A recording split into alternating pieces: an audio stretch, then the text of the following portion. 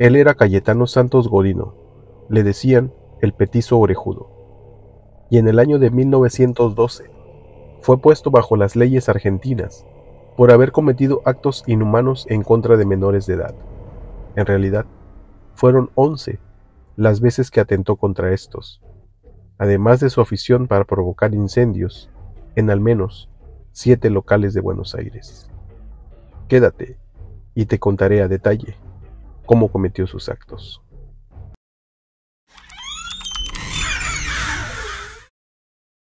Cayetano tenía un hermano mayor, el cual era epiléptico.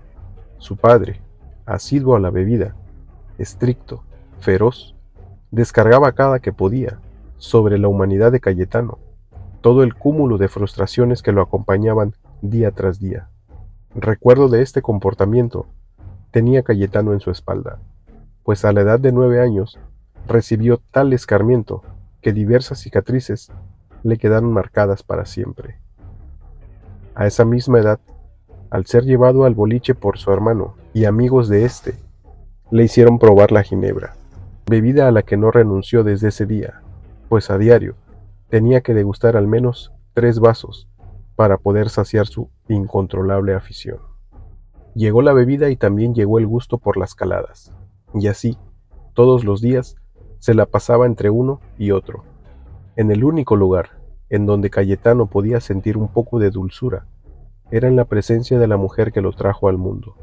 Aunque trabajaba todo el tiempo, cada que estaba en presencia de su hijo, la mujer procuraba demostrarle su amor, a su manera.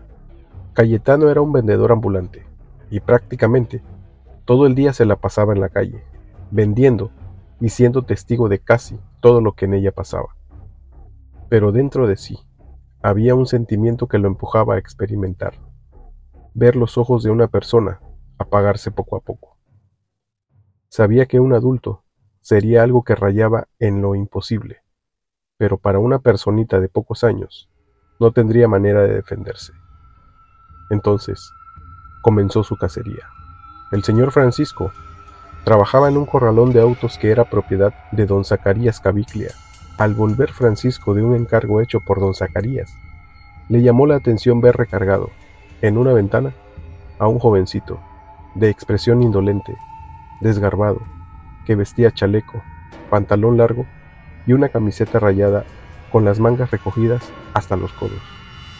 Era de poca edad, parecía no pasar de 13 años. Y lo que llamó en demasía la atención de Francisco era el verlo aspirar voluptuosamente el humo de las caladas, que se veía, disfrutaba. Mientras lo miraba de pie a cabeza, no pudo sentir molestia al ver cómo el joven propinaba tremenda patada a un pobre perro callejero que se atrevió a pasar por su lado. Francisco siguió su camino y se dispuso de nuevo a cruzar el patio del corralón. Pero un sonido muy particular hizo que se detuviera en seco. Era un llanto. De primer momento no lo identificaba bien, pero Francisco sabía que no era un adulto, sino todo lo contrario. Agudizó sus sentidos para cerciorarse de que no estaba equivocado, y descomunal fue su sorpresa al darse cuenta que el sonido provenía de una parte del corralón. Entonces, regresó poco a poco sobre sus pasos, y se asomó en uno de los bebederos dispuestos para los caballos. Instintivamente, el hombre miró dentro de las piletas, y ese fue su mayor asombro, mismo que lo hizo pedir ayuda a don Zacarías y a Julio, otro trabajador del corralón. Les gritaba que dentro de una pileta estaba un infante, y a simple vista no parecía tener más de 3 años de edad. Inmediatamente proceden a sacar al pequeño de la pileta. Don Zacarías atinó a mencionar que solo no pudo haberse metido, pues la pileta era muy grande. Entonces, recordó Francisco al jovenzuelo que recién había visto y se lo hizo saber a don Zacarías, a lo que el patrón le ordenó que fuera a buscarlo, enseguida, para ver si él había visto algo. Cuando llegó Francisco con el joven, decidieron llevarlo a la sección 10 de la comisaría, para que fuera un oficial que lo interrogara. Cuando llegaron, el oficial encargado fue puesto al tanto de todo lo que había ocurrido. Entonces le preguntó a Cayetano por su nombre y si había visto algo en el tiempo que estuvo fuera del corralón. El jovenzuelo, con cierto desparpajo, le contestó: «Cuando yo me encontraba en la esquina, vi a una señora, más bien bajita, gordita, que vestía pollera, bata y una pañoleta negra en el cuello, la cual llevaba un nene en brazos. De casualidad me fijé que entraban al corralón, y ella salió, pero salió sola, sin el niño». «¿Para dónde te parece que se fue esa mujer de pañuelo negro?», le preguntó el oficial. «Tomó por Muñiz, rumbo al sur, y desapareció». Al final, el agente hizo su reporte correspondiente y se dispuso a mandar telegramas a todas las secciones. Casi de manera paralela, pero en la sección 10, el auxiliar de guardia recibió con parsimonia profesional las declaraciones de la señora de González. Aparentaba unos 30 años y vestía de manera modesta. En su rostro se veía una aflicción desesperante. «Mi hijito ha desaparecido, señor. Ayúdeme a encontrarlo», le decía. El oficial trataba de calmarla, mientras le preguntaba todos los datos que pudiera ayudarlos a dar con el paradero. Cuando escuchó que tenía 2 años, su instinto policial se activó, pues rápidamente pensó que un pequeñito de esa edad no pudo haberse ido por sus propios medios.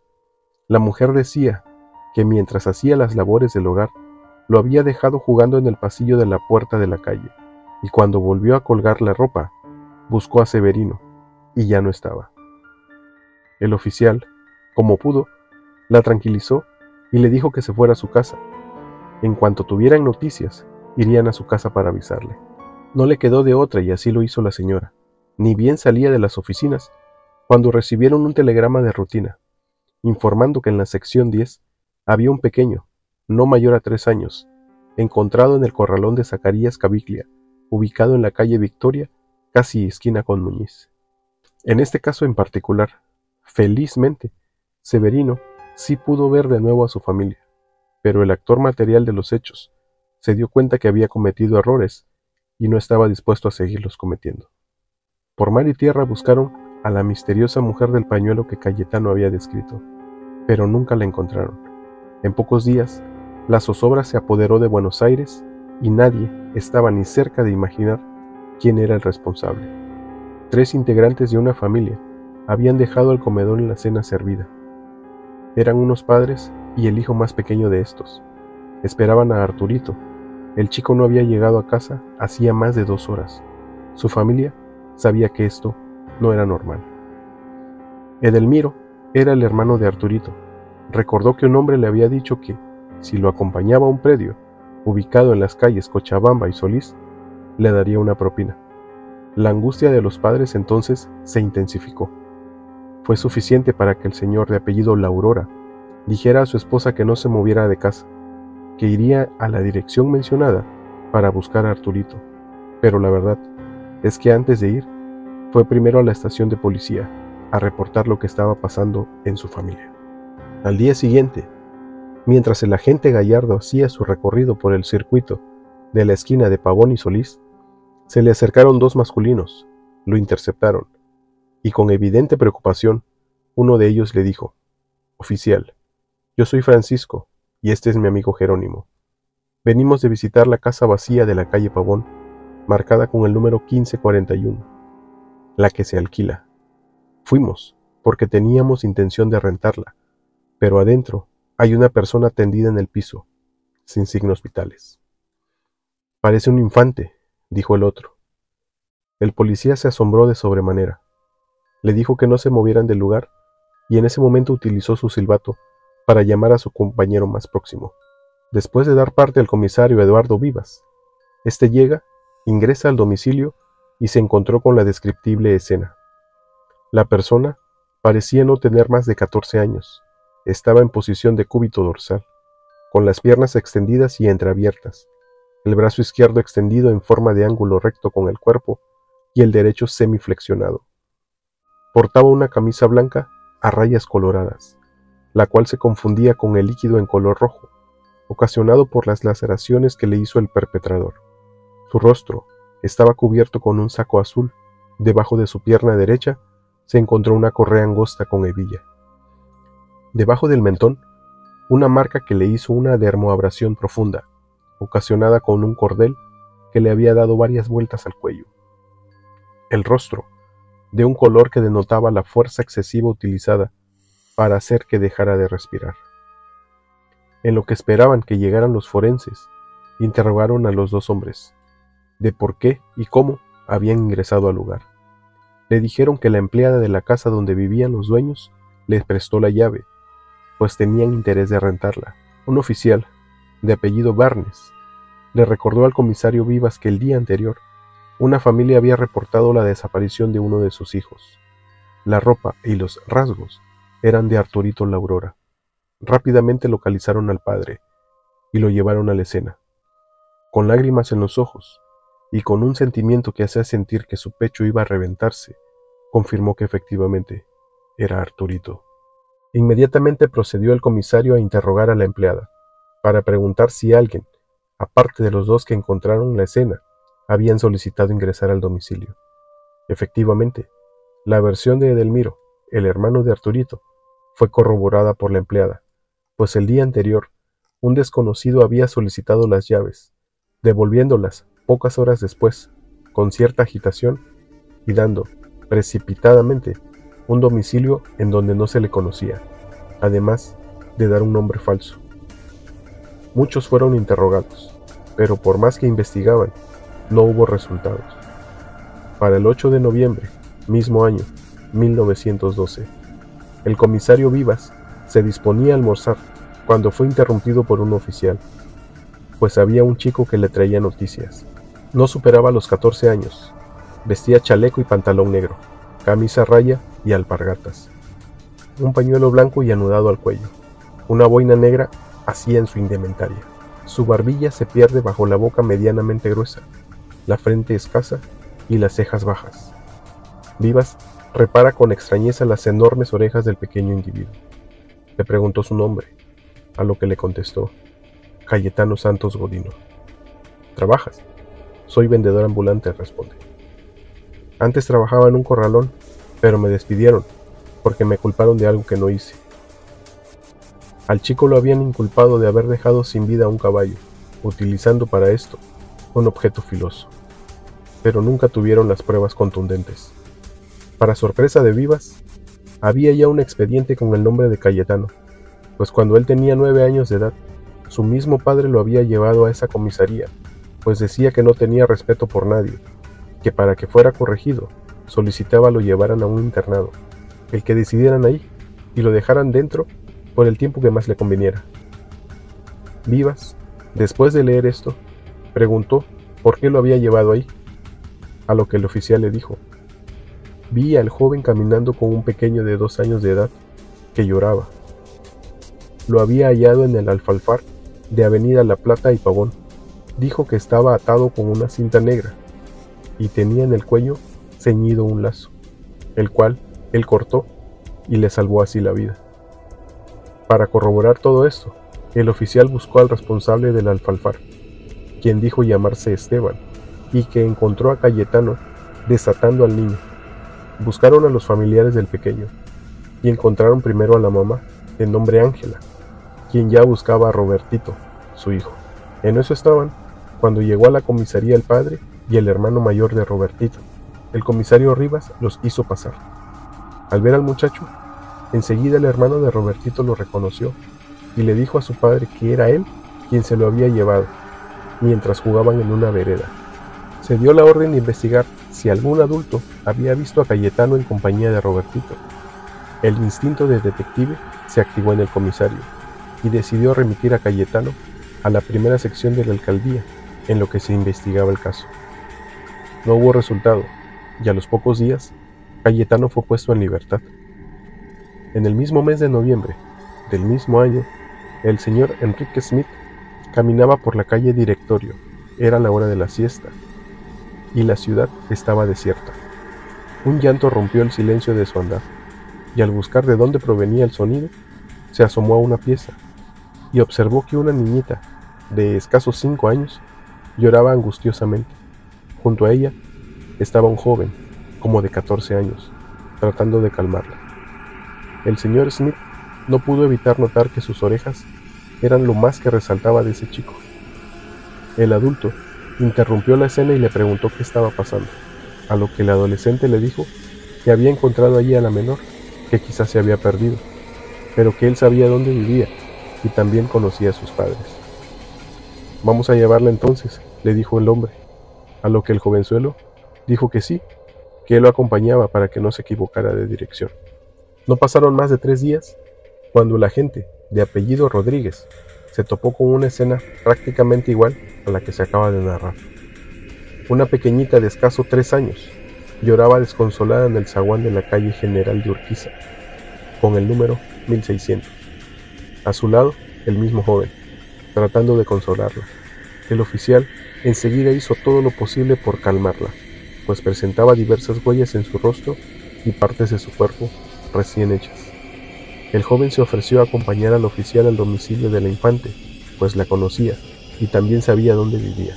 Anita se llamaba, y ya sus familiares se encontraban afligidos y estaban buscándola por todos lados, pues a decir de estos, no fue más de 1 minuto que la dejaron sola cuando desapareció. La vida les volvió al cuerpo cuando la vieron en brazos del oficial, y al lado de ellos, un jovenzuelo de grandes orejas. Este hecho no fue reportado ese día, pero cuando se estuvieron haciendo las investigaciones en el futuro, fue reportado por el oficial. Había pasado un pequeño lapso de tiempo, nada se sabía del que estaba atentando contra pequeños, pero no sería por mucho. 2 hermanitos, el pequeño de 3 años y su hermanita no mayor a 5, jugaban afuera de su casa. Cayetano se acercó a ellos. Primero se dirigió a ella, le preguntó si quería unos caramelos, a lo que ella respondió que no, que tenía miedo. Pero al escuchar la palabra caramelos, el hermanito abrió los ojos con asombro, a lo que Cayetano le preguntó: «¿Quieres tú los caramelos?». El nene le dice que sí, y entonces lo toma de la mano. Buscó un lugar que creyó indicado por la calle Catamarca. Ingresó a la antigua quinta de Moreno, donde se hayan instalado los hornos de ladrillos de la compañía La América, y después de darle algunos dulces, sacó de su bolsa el cordón que siempre llevaba. 6 fueron las vueltas que le dio al cuello. Sintiéndose solo, lentamente fue apretando, cada vez más, viendo con asombro cómo los movimientos eran cada vez más lentos, cómo cambiaba de color la piel, cómo los ojos se iban apagando. Eso lo extasiaba, lo hacía sentir un ser superior. Después de varios minutos, aflojó la cuerda, pero esta vez era diferente. No podía alejarse del lugar, le daba vueltas, observaba una y otra vez lo que había hecho, y cada vez era más satisfactorio para él. Entonces, regresó y le pareció ver que aún respiraba. No podía dejar que eso pasara. Encontró entonces un clavo, buscó una piedra, y a la altura de la nuca, 3 veces golpeó la piedra contra el clavo para que éste ingresara. No dejó de hacerlo hasta ver que no podía entrar más. Regresó entonces a su realidad, y sabía que tenía que salir de ahí. Se apresuró a salir a la calle, y cuando una mano lo detuvo al hombro, sintió mucho temor. Volteó para ver quién era, y era un hombre que nunca había visto. Le preguntó: «¿De casualidad has visto a mi hijo? Tiene 2 años». En un instante recobró la compostura y solo atinó a decir: «No, señor, no he visto a nadie por acá. Vaya usted a la comisaría, seguramente ahí lo encontrará». Se dirigió al boliche más cercano. Más que nunca necesitaba sus vasos de ginebra. Se trataba de Josualdo Giordano. Fue encontrado por su padre a las pocas horas. Esta vez hubieron testigos. Primeramente, una vecina que vio a Josualdo, que ingresó a los hornos acompañado de un adolescente. Otras personas los vieron en el almacén de la calle Progreso número 2599. Aparte de eso, un dato que la policía sabía, y que la gente no, era el tipo de cordón, el mismo encontrado en al menos otros 3 casos, en donde la forma de actuar del autor era muy similar, provocando que salieran de este plano por falta de oxígeno, con el mismo tipo de material de cordón utilizado. Entonces, los detectives ya tenían un modus operandi, y buscaron entre los expedientes. Dieron con un nombre: Cayetano Santos Godino, alias el Petizo Orejudo. Un juez libró entonces una orden para ir a buscarlo. El 3 de diciembre de 1912, en su domicilio, el joven Cayetano fue apresado por oficiales. En presencia del juez lo interrogaron, sin lograr que dijera una sola palabra. Pero entre sus bolsas encontraron un trozo de cordón que coincidía exactamente con el tipo de cordón con el que se habían llevado a cabo los actos, además de un recorte del periódico del día anterior que relataba lo sucedido con Josualdo. Solo un comentario, que dijo el juez, lo sacó de su estado de impavidez, pues le dijo a los oficiales que fueran a la morgue, para que el jovenzuelo viera y reconociera a Josualdo. Esto lo hizo reaccionar y se limitó a abrir los ojos de tal manera que todos notaron su exaltación, pues dentro de sí quería cerciorarse si el clavo aún seguía dentro. Ya cuando iban en el automóvil, el joven le dio un par de codazos a un oficial para llamar su atención, y cuando éste le preguntó qué quería, sin más, el joven atinó a decir: ¿para qué hacer tanto lío? Yo hice todo. Entonces vinieron los meses de investigaciones. 4 eminentes especialistas en psicología y psiquiatría analizaron y dictaminaron sobre el petiso orejudo. El juez penal consideró los dictámenes, pues los 4 galenos coincidieron que era irresponsable de sus actos, pues tenía una alienación mental de gran magnitud, que impedía comprendiera a ciencia cierta lo que hacía. Por esto, el juez penal decidió turnar el caso a un juez civil, para que el petiso orejudo estuviera recluido en un centro de psiquiatría y fuera este nuevo juez quien dictara el tiempo que debería permanecer ahí. Mientras investigaban, el petiso orejudo dio toda su declaración. En resumen, esta fue la confesión que Cayetano Santos hizo ante las autoridades sin un desparpajo de remordimientos. Hizo trascender a una niñita de 1 año, a la que enterró viva y en las proximidades de un corralón de la asistencia pública, por la calle Río de Janeiro. Actuó en contra de un niño de 1 año y medio, al que tiró a un jahuel, cubriéndolo con una tabla, siendo sorprendido y detenido por unos peones que lo entregaron a la comisaría número 12, de donde salió en libertad otro más, un pequeño que vivía en la misma casa que él, al que dejó sin conocimiento de un solo movimiento contundente y con mucha fuerza, provocado por un adoquín, siendo sorprendido por un agente de la seccional número 10. Actos contra otra criatura, que apenas y caminaba, en las calles Belgrano y Maza, a la que le provocó varios moretones y arrojó sobre espinas en un baldío, porque vio que un agente estaba cerca.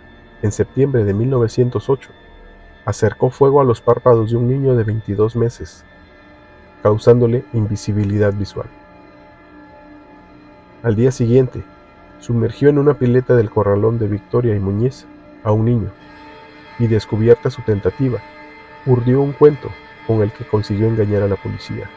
El 7 de marzo de 1912, a las 5 de la tarde, estando la niña de 5 años, Benita Maikov, entretenida mirando la vidriera del almacén de la calle Entre Ríos, número 322, se le acercó, le prendió fuego a sus ropas y huyó rápidamente.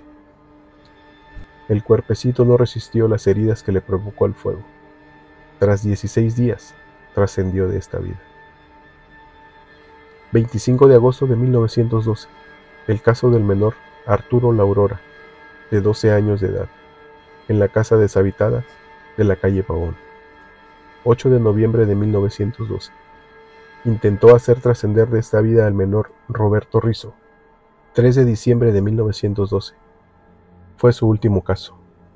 A todo esto, debemos sumarle más de 5 incendios comprobados, y los actos de los cuales el petiso orejudo se confesó autor, sin que estos se pudieran comprobar.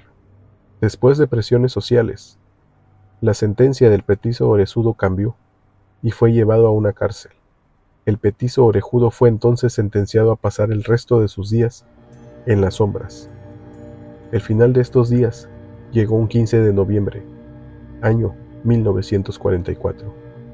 Se fue de este mundo a mano de los presos que compartían patio con él, pues Cayetano fue visto mientras le quitaba la vida al gato, que era la mascota de todos. Como represalia, los internos decidieron ponerle fin a los días de Cayetano, conocido con el alias el petiso orejudo. Durante toda su estancia, el petiso orejudo nunca recibió ni cartas ni visitas. Nunca demostró remordimiento alguno